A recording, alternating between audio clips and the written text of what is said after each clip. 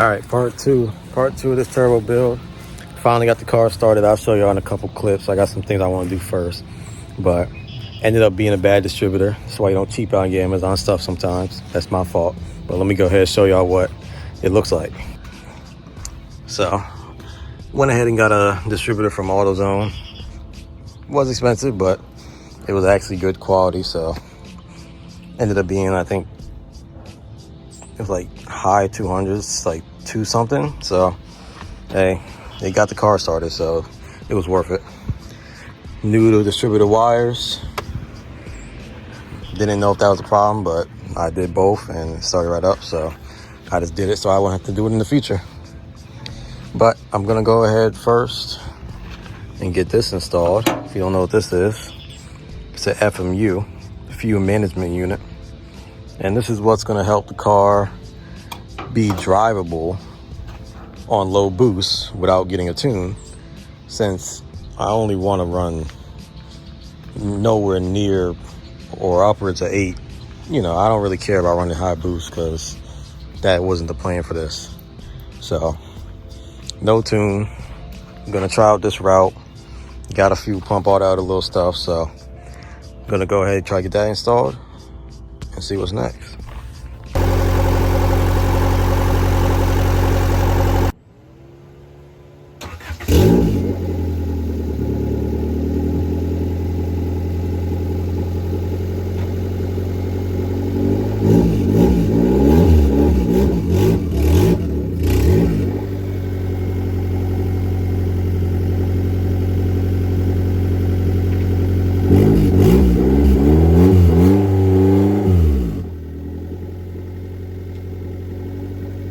Alright, so we back out here. Don't mind the mess trying to wire up these gauges. But that last clip I showed y'all, that was like Saturday. Today's is Monday. It's Monday. It's actually pretty warm out here. It's like our first 80-degree day, so it was actually pretty hot.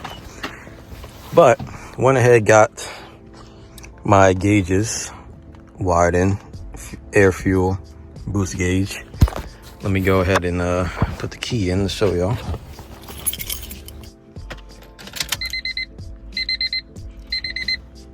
There's the boost gauge.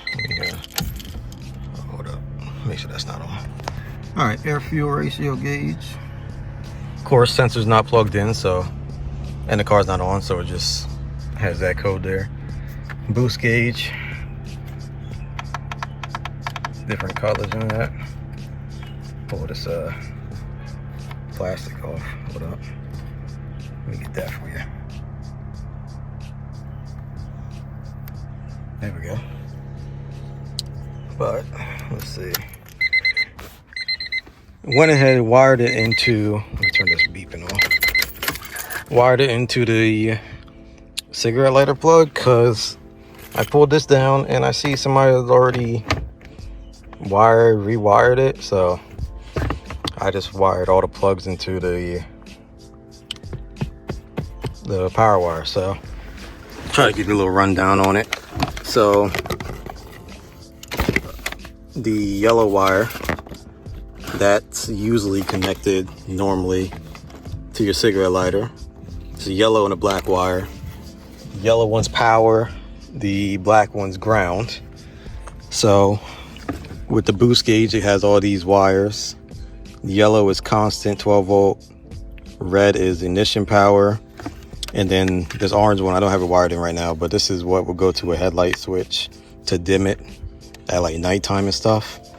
Don't need it to get it to turn on, but that is nice to have. But I couldn't get it to work with my fuses. I was trying to use these type of connectors where you connect it to where the fuse is and put the fuse in. I wasn't getting power to them, so I just did it this way, since I uncovered this and saw somebody already like added these connectors to it.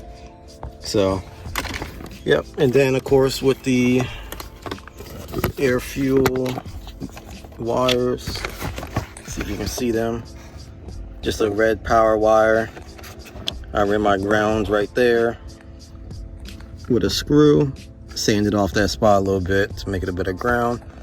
Then all these extra wires right here if I can get them. But all these extra little wires right here, those are what you would run to your ECU if you want to read air fuel ratio on your laptop and on your tunable ECU. But as you know, we're going to be doing a different method for tuning wise, so I'm not going to be running those. So I'm going to figure out some other little problems, and I got some other things to install in the car, and we're going to keep working towards it till this thing's done. Okay, might have had some problems. Like I said, the main problem I had was actually the original problem why I'm taking so long to finish this build is the car wasn't starting again. Now, it started Saturday, then yesterday, Sunday, I couldn't get it to start. Now, I was trying to wire in those gauges and stuff, so I was messing with the fuses.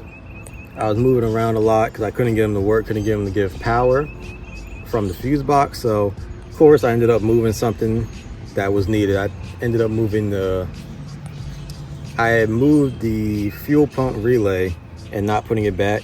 So, yeah, of course, the car wasn't starting because there was no fuel pump prime and it wasn't on at all. So, fixed that. So, as you saw in the last clip, the gauges are working. Car starts up. And now I got some stuff that I'm gonna add onto the car. So, like some little extra accessories. So, we're gonna get into that. All right, so here's what we got. Here's just a little bit of extra stuff. Of course, that distributor that I was talking about in the first couple clips, $70 from Amazon. Shouldn't have got it, but hey, I returned that. And I was like, well, I already spent the money. Why not take the money I already had spent and get some other things that I wanted to get anyway, since I had already spent the money. Plus, I didn't feel like waiting for the money to come back to my card. So I just had it go back to the account on Amazon. So I went ahead and got me a turbo blanket. That should look good. Got a black one, matched the black car with the silver engine bay. We got boost gauge, not boost gauge, a boost controller, because we ain't trying to blow this thing up. This is from Temu. That's just some like that heat wrap tape. Doubt it actually dissipates or dissipates or whatever you say for the heat, but it might look cool. I don't think I'm gonna do anything crazy with it, but I might add that to like the pipe I'm gonna add for the intake off the turbo. I'm gonna kind of make like a intake pipe that goes around here and stops right there with a little filter, since I'm not running a blow off valve. So you're gonna hear that classic turbo sound when it makes like that sound. So that's the plan for that. Obviously some more boost lines, vacuum hose, that's 1/8. And then here I figured it was just one of those things where don't really need to rush to get it, but it was a good price and it came with everything. So got me a oil catch can and Evil Energy one. So heard some good things about them. So got the cord and the little filter that sits on top. Of course, I'm gonna mock all this stuff up and get it on the car so y'all see it whenever I do that. All right, I'm out here the next day. I didn't record much or any of it. I didn't record any of me putting on the boost controller and the catch can, but I figured I'd just do it and then show y'all. So can't really get the best angle of it, but there's a decent angle. There's how the catch can looks. Got it ran to the valve cover right there. Of course, there's a way you can do it where you run it to like that that box under the intake manifold, but that's a lot of work. This will hopefully do its job. If not, then I'll do all the extra stuff in the future. Then there's the boost controller. Ran to the wastegate under the turbo, you can't really see it. And then ran over and teed off into the boost gauge in the car. Let me show y'all. Of course, y'all already seen it, but ran over to the boost gauge. So the last thing I'm gonna do, as of right now, probably more stuff I'm gonna do. As of right now, I'm gonna get this turbo blanket on. Don't have my hood exit yet. It's still getting welded up. But I'm gonna get this turbo blanket on there so I can see how it looks for the time being until I get that pipe welded up. So that's what I'm gonna do now. Okay, so I know from people saying online and dealing with most of the stuff, you're not forced to touch it because all of the what is it called, fiberglass shavings, they're gonna make you itchy. They're gonna get everywhere on you, your clothing. You're gonna be itchy. So try to be careful with it. Wear gloves. It does come with gloves, but they are too small, so I don't know what they're thinking. Sorry for any wind noise if there is. Don't have my mics on me right now, but I'm gonna go ahead and try to get this on.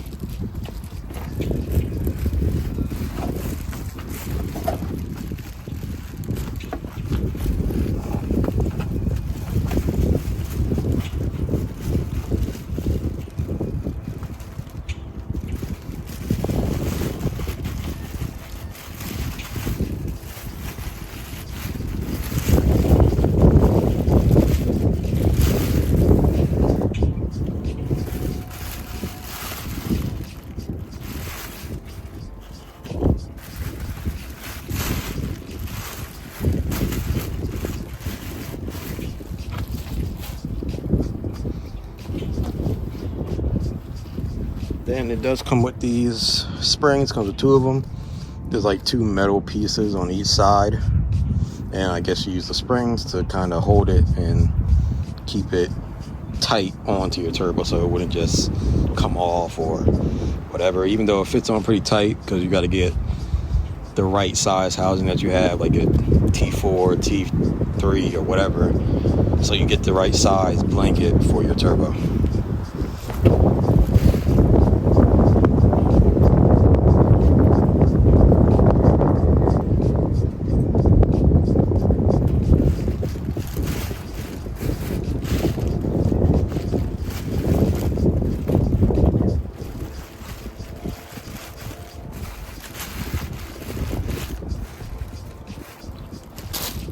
Well, video those clips kind of ended a little quickly, a little abruptly, but it's all good because I got some more stuff coming for the car. Actually working on it right now.